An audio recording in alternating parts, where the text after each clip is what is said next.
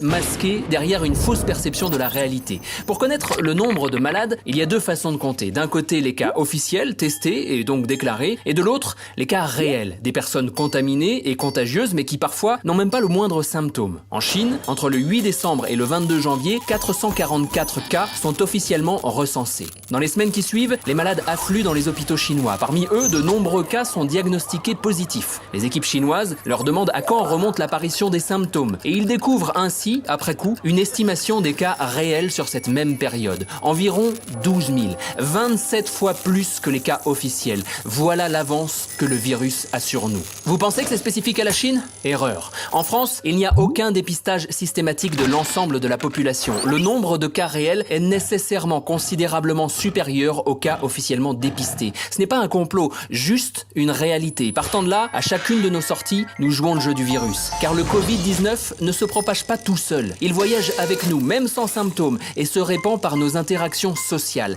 Chaque personne contaminée peut infecter 2 à 3 individus, soit presque le double d'une grippe classique. Gardons ça en tête et revenons aux chiffres. 20% des cas nécessitent une hospitalisation, 5% une place en unité de soins intensifs et environ 2,5% une aide très intensive. Aujourd'hui, en France, nous disposons de 5000 lits de réanimation et 7364 lits dans les unités de soins intensifs. Et nous ne parlons même pas du personnel nécessaire pour administrer ces soins. Entre le 24 janvier et le 14 mars, 4500 cas officiels ont été confirmés, ce qui veut dire que le nombre de cas réels est nécessairement largement supérieur. À 60 000 cas confirmés, nos hôpitaux seront saturés par ces petits 20% de cas graves. Concrètement, cela veut dire plus de lits disponibles et un dilemme terrible pour les personnels hospitaliers, devoir choisir qui soigner. Donc, qui maintenir en vie et qui laisser mourir. Dernier détail, le taux de mortalité de la grippe saisonnière est de 0,1%. Celui du coronavirus varie entre 0,5 et 5%. L'écart est simple à expliquer. Dans les pays ayant appliqué rapidement un confinement strict, comme la Corée du Sud, le taux de mortalité est sous les 1%. Dans les autres pays, comme l'Italie ou l'Iran, il varie entre 3 et 5%. Tarder à se confiner, c'est augmenter le nombre de morts de plusieurs milliers, voire dizaines de milliers.